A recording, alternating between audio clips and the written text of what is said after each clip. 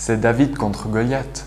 Vous avez certainement déjà entendu cette expression dans la bouche d'un commentateur sportif ou d'un chroniqueur des élections. Elle signifie une grande inégalité dans l'adversaire en présence. L'un va visiblement être écrasé par l'autre, quoique.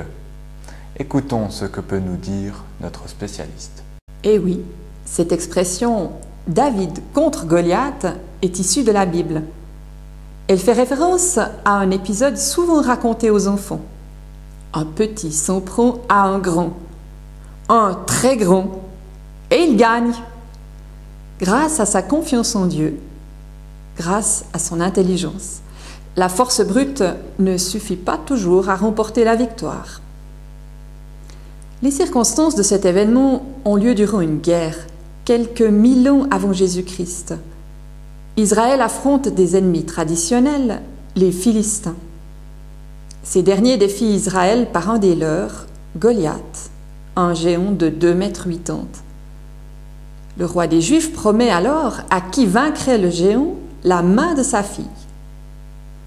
Un jeune berger se porte volontaire, David. Il n'est armé que d'un outil de berger, une fronde et des cailloux, pour chasser les bêtes sauvages attaquant son troupeau. À l'époque, ça pouvait quand même être un lion. Goliath, lui, est bien sûr équipé comme un véritable guerrier, avec son bouclier, son épée, sa lance et son javelot. Le jeune David ne se laisse pas impressionner.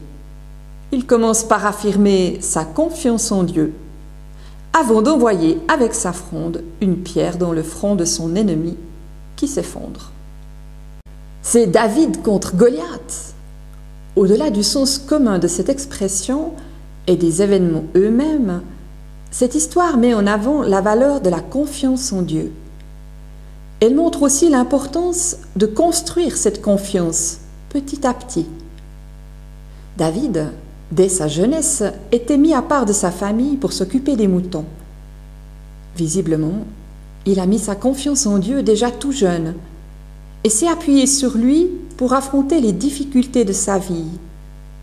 Sa solitude, il l'a occupée en jouant de la musique et en chantant pour Dieu. Ces chants ont nourri sa foi. Mais David, en tant que berger, a aussi appris à défendre ses bêtes avec les moyens à sa disposition et en comptant sur l'aide de Dieu.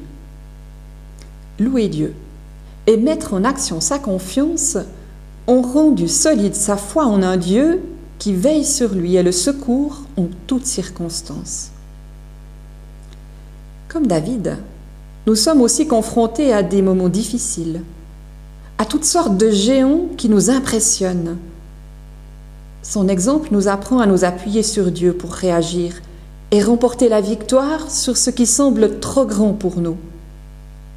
Chaque pas de confiance nous donne la force du pas suivant.